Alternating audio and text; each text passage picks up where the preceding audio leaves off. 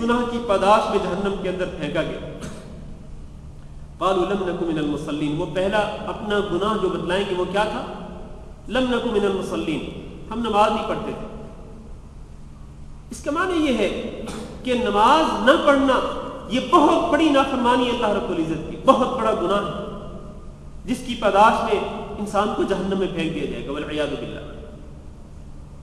تو یہ نماز کو چھوڑنا ایک عام سی بات بن گئی، جس طرح میں نے پہلے کہا کہ لوگ دیدہ دلیری کے ساتھ گناہوں کے ارتکاب کرتے، ذرا بھر احساس نہیں کرتے۔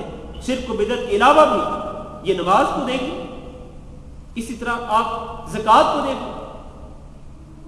آج لوگوں کے پاس نصاب زکوٰۃ موجود، بلکہ نصاب زکوٰۃ سے بھی زیادہ کتنا بیلنس موجود ہے، سونا چاندی موجود ہے، لیکن زکوٰۃ نہیں نکالتے۔ اللہ رب العزت نے جو حق فرض کیا ہے کہ آپ اس مال کا حق ادا کریں، خذ من اموالہم صدقۃ تطہرہم وتزکیہم بہا، اللہ کے رسول صلی اللہ علیہ وسلم کو حکم دیا جا رہا ہے کہ آپ ان کے مالوں میں سے زکوٰۃ وصول کیا کریں۔ کیا فائدہ ہوگا زکوٰۃ دینے سے؟ تطہرہم، یہ زکوٰۃ ان کو گناہوں سے پاک کر دے گی، وتزکیہم بہا، اور ان کے مالوں کا تزکیہ کرے گی۔ آپ کا جسم بھی پاک ہو جائے گا گناہوں سے، اور آپ کا مال بھی پاک ہو جائے گا زکوٰۃ ادا کرنے کے ساتھ۔ اور زکوٰۃ کا معاملہ اتنا سنگین ہے میرے عزیز بھائیوں کہ رسول اکرم صلی اللہ علیہ وسلم کی وفات کے بعد جب کچھ لوگوں نے زکوٰۃ دینے سے انکار کر دیا تھا تو حضرت ابوبکر صدیق رضی اللہ تعالیٰ عنہ نے ان کے خلاف اعلان جنگ کر دیا تھا۔ بعض صحابہ اکرام نے کہا خلاف جنگ کرتے ہیں، مسلمان ہیں، ہمارے بھائی ہیں۔ آج بھی تو کہتے ہیں نا لوگ، او جی یہ نماز پڑھتا ہے، یہ ہمارا مسلمان بھائی ہے، چاہے وہ زکوٰۃ نہ دیتا ہو، چاہے وہ روزے نہ رکھتا ہو، چاہے وہ حج نہ کرتا ہو استطاعت کے باوجود، ہمارا مسلمان بھائی ہے۔ حضرت ابوبکر صدیق رضی اللہ تعالیٰ عنہ نے زکوٰۃ نہ دینے والے لوگوں کے خلاف اعلان جنگ کیا اور کہا کہ یہ میری تلوار فیصلہ کرے گی، اور کہا کہ اللہ کی قسم ان لوگوں میں سے وہ جو کہ اللہ کے رسول صلی اللہ علیہ وسلم کو ایک رسی دیا کرتا تھا زکوٰۃ کے طور پر، اگر وہ آج ایک رسی بھی نہیں دے گا تو اس کی گردن ہوگی اور یہ میری تلوار ہوگی، میری یہ تلوار اس کی گردن کو اتار دے گی۔ کہ اس نے نماز اور زکوٰۃ میں فرق کیا، نماز کو تو اس نے فرض گردانا، فرض تصور کیا، جبکہ اس نے زکوٰۃ کو فرض تصور نہیں کیا۔ اس کا معنی یہ ہے کہ یہ مسلمان نہیں رہا۔ چنانچہ حضرت ابوبکر صدیق رضی اللہ تعالیٰ عنہ نے زکوٰۃ نہ دینے والے لوگوں کے خلاف اعلان جنگ کیا، اور صرف اعلان جنگ نہیں بلکہ ان کے خلاف جنگ کی عملی طور پر، جب تک کہ ان لوگوں نے توبہ نہیں کی، جب تک وہ زکوٰۃ دینے پر آمادہ نہیں ہوئے، اس وقت تک تلوار نہیں اتاری ان کی گردنوں سے۔ آج کتنے لوگ ہیں، کتنے مسلمان ہیں کہ جن کے پاس بڑا بڑا بیلنس موجود ہے، گھروں میں ماشاءاللہ زیورات کے انبار لگے پڑے، سونا چاندی کے زیورات، لیکن زکوٰۃ نہیں دیتے۔ اور آپ کو یہ معلوم ہونا چاہیے کہ اگر آج بھی، واللہ میں اللہ کے گھر میں بیٹھ کے قسم اٹھا کے کہہ رہا ہوں، اگر آج بھی مسلمانوں میں جن لوگوں پر زکوٰۃ فرض ہوتی ہے، اگر وہ سارے کے سارے لوگ زکوٰۃ دینا شروع کر دیں، واللہ آج بھی دنیا کے اندر کوئی مسلمان غریب نہیں رہے گا۔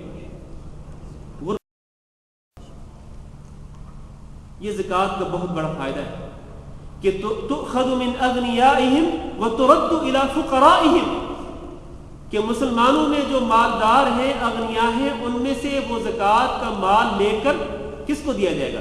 ترد الی فقرائہم، وہ انہی مسلمانوں میں سے جو فقراء ہیں، جو مستحق ہیں، جو نادار لوگ ہیں، ان کے اندر وہ مال تقسیم کر دیا جائے گا۔ چنانچہ کیا ہوگا؟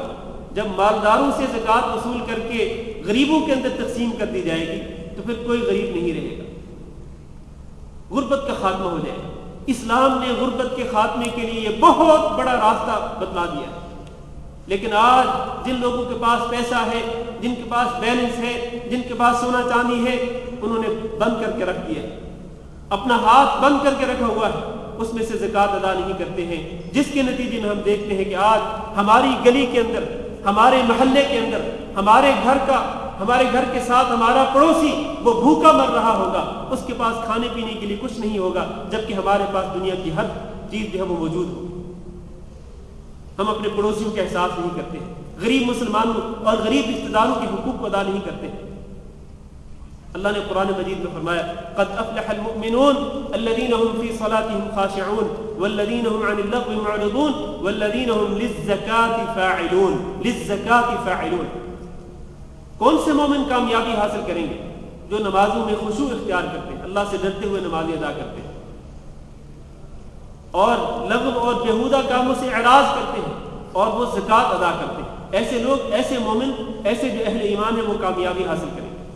لیکن آج ہم نے ایمان کس چیز کا نام سمجھ لیا؟ ہم نے کہا کہ بس آپ زبان سے اقرار کر لیں لا الہ الا اللہ محمد رسول اللہ پڑھ لیں، آپ پکے مومن بن گئے۔ نماز نہیں پڑھتے، زکوٰۃ نہیں دیتے، روزہ نہیں رکھتے، حج نہیں کرتے، استطاعت کے باوجود آپ کی ایمان پہ کچھ بھی اثر نہیں پڑے۔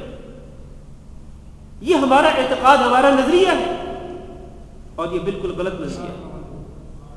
اہل ایمان کی صفات میں سے ایک صفت یہ ہے کہ اہل ایمان زکوٰۃ ادا کرتے ہیں۔ اور آپ کو معلوم ہونا چاہیے کہ جو لوگ یہ نقدی پیسے ہوں یا سونا چاندی ہو، اس کو ذخیرہ کر کے رکھتے ہیں اور وہ اس میں سے زکوٰۃ ادا نہیں کرتے ہیں، قیامت کے دن اللہ رب العزت کیا سلوک کرے گا ان لوگوں کے ساتھ؟ یوم یحمى علیہا فی نار جہنم، یہ سونا چاندی کو اور یہ دینار و درہم اور یہ ڈالر اور یہ روپیہ، اس کو جہنم کی آگ میں گرم کیا جائے گا۔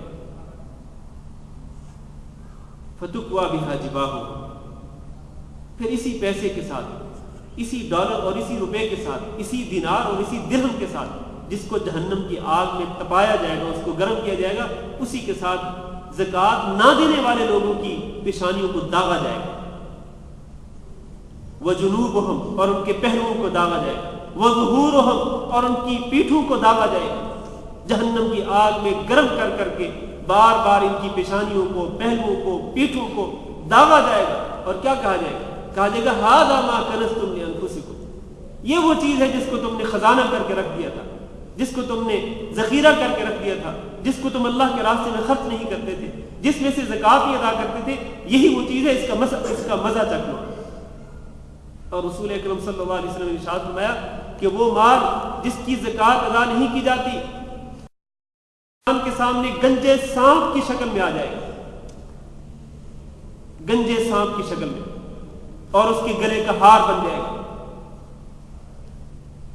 میرے بھائیوں، آج اگر ہم زکوٰۃ نہیں دیتے اور کل قیامت کے دن یہی مال ہمارے سامنے گنجے سانپ کی شکل میں آتا ہے اور ہمارے گلے کا ہار بن جاتا ہے، تو بتلائیں ہمارا حال کیا ہوگا؟ اس لیے آج اپنی اصلاح کرنے کی کوشش کریں۔ جتنے بھی گناہ ہیں، میں بات ہی کر رہا تھا کہ لوگ دیدہ دلیری کے ساتھ، پوری جسارت کے ساتھ گناہوں کے ارتکاب کرتے، ذرا بھی احساس نہیں ہوتا۔ آج سودی لین دین بھی ہو رہا ہے، لوگ اپنا پیسہ فکس کر کے رکھ دیتے ہیں اور فکس کرنے کے بعد مطمئن ہو جاتے ہیں کہ اصل سرمایہ بھی محفوظ اور ماہانہ یا سالانہ منافع بھی ملتے رہیں گے، ان کی گارنٹی ہوگی کہ اتنے فیصد آپ کو ملتے رہیں گے۔ جبکہ رسول اکرم صلی اللہ علیہ وسلم نے ارشاد فرمایا کہ جو شخص 1 درہم سود کا کھاتا ہے، 1 درہم، اور میرے بھائیوں 1,00,000 درہم نہیں، 100 دینار نہیں، 1 درہم سود کا کھاتا ہے اور اس کو پتہ ہے کہ یہ سود کا درہم ہے، فرمایا رسول اکرم صلی اللہ علیہ وسلم نے یہ 36 مرتبہ بدکاری کرنے سے بڑا گناہ ہے، 36 مرتبہ زنا کرنے سے بڑا گناہ ہے۔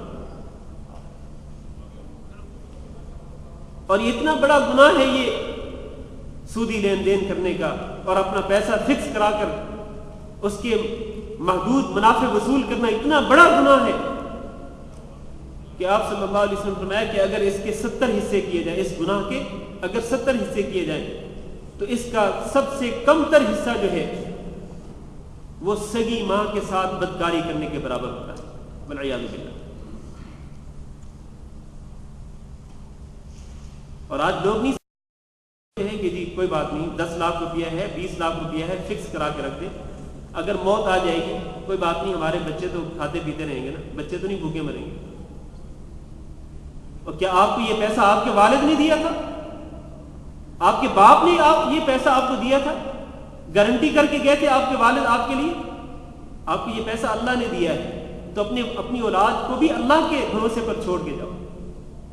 اس کا مطلب یہ نہیں ہے کہ آپ سارا پیسہ اپنی زندگی میں ہی ختم کر کے دیں, نہیں, یہ نہیں کہہ رہا میں بلکہ یہ کہنا چاہتا ہوں کہ یہ پیسہ جو ہے اس کو حلال طریقے سے کمائیں اور حلال طریقے سے اس کو خرچ کریں. اور اللہ تعالیٰ نے اس مال میں جو زکوٰۃ فرض کی ہے اور صدقات و خیرات کی جو ترغیب دی ہے, ہمیں اس کا بھی خیال رکھنا چاہیے. اسی طرح باقی گناہ ہیں, باقی نافرمانی ہے, تو تمام کے تمام گناہوں سے اور تمام نافرمانیوں سے ہمیں اپنے آپ کو بچانا ہے. میرے بھائیوں, آئیے ذرا مختصر سا جائزہ لے لیں کہ آج یہ جو گناہ ہو رہے ہیں, لوگ جو دیدہ دلیری کے ساتھ جسارت کے ساتھ گناہوں کے ارتکاب کر رہے ہیں, ان گناہوں کے برے اثرات کیا مرتب ہو رہے ہیں. سب سے پہلا برا نتیجہ یہ ہے گناہوں کا کہ جو شخص اس طرح گناہ پر گناہ کرتا چلا جاتا ہے, اس کا دل زنگ آلود ہو جاتا ہے, اس کے دل پر تاریکی چھا جاتی ہے, پھر اس دل کے اندر کوئی خیر کی بات داخل نہیں ہو سکتی. اللہ نے قرآن مجید میں فرمایا کلا بران علی قلوبہم ما کانوا یکسبون, کہ جو لوگ اللہ کی نافرمانیاں کرتے ہیں, گناہوں کے ارتکاب کرتے ہیں, تو ان کے گناہوں کی وجہ سے, نافرمانیوں کی وجہ سے ان کے دلوں پر زنگ چڑھ جاتا ہے, ان کے دل زنگ آلود ہو جاتے ہیں. رسول اکرم صلی اللہ علیہ وسلم نے فرمایا کہ جب ایک بندہ گناہ کرتا ہے اس کے دل پر ایک سیاہ نقطہ پڑ جاتا ہے, سیاہ نشان پڑ جاتا ہے. اگر وہ توبہ کر لے, اللہ سے معافی مانگ لے, اللہ اس داغ کو, اس سیاہ نشان کو دھو دیتا ہے. اللہ سے معافی نہ مانگے, پھر دوسرا گناہ کرے, پھر تیسرا گناہ کرے, اس طرح گناہ پر گناہ کرتا چلا جائے, تو ایک وقت ایسا آتا ہے کہ اس کا پورا دل سیاہ تاریک ہو جاتا ہے, کالا سیاہ پڑ جاتا ہے, زنگ آلود ہو جاتا ہے. پھر اس دل کے اندر کوئی خیر کی بات داخل نہیں ہو سکتی. یہ پہلا بہت ہی خطرناک نتیجہ ہے. اور سنیں, حضرت عبداللہ بن عباس رضی اللہ تعالیٰ عنہ کہا کرتے تھے کہ ان للحسنۃ ضیاء فی الوجہ, جب آپ نیکی کریں گے تو آپ کے چہرے پر روشنی چھا جائے گی. ونور فی القلب, اور آپ کا دل منور ہو جائے گا. کوئی بھی نیکی کا کام کریں گے تو آپ کے چہرے پر نور آ جائے گا, دل بھی منور ہو جائے گا. اور وسعۃ فی الرزق, نیکی کرنے کے ساتھ آپ کے رزق میں فراوانی آ جائے گی. وقوۃ فی البدن, اور آپ کی جسمانی طاقت میں اضافہ ہو جائے گا. ومحبۃ فی قلوب الخلق, اور نیکی کرنے کے ساتھ لوگوں کے دلوں میں آپ کی محبت پیدا ہو جائے گی. آپ ہر دل عزیز بن جائیں گے, ہر شخص آپ سے پیار کرنے والا, محبت کرنے والا بن جائے گا آپ کی نیکیوں کی وجہ سے. یہ تو نیکی کے فوائد ہیں کہ آپ کے چہرے پر روشنی آ جائے گی, دل منور ہو جائے گا, رزق فراوانی کے ساتھ ملے گا, جسمانی طاقت میں اضافہ ہوگا, لوگوں کے دلوں میں آپ کی محبت پیدا ہو جائے گی. یہ نیکیوں کے فوائد. برائیوں کے نقصانات کیا ہیں وہ بھی سن لیجیے. سوادن فی الوجہ, برائی کی وجہ سے چہرے پر تاریکی چھا جاتی ہے, اندھیرا چھا جاتا ہے.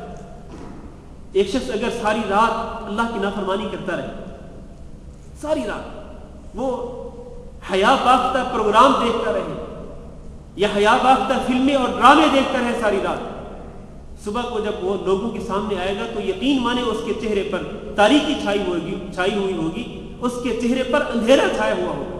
اس کا چہرہ بتلا رہا ہوگا کہ اس نے جو رات گزاری ہے اللہ کی عبادت کرتے ہوئے نہیں, سوئے ہوئے نہیں, بلکہ اس نے رات گزاری اللہ کی نافرمانی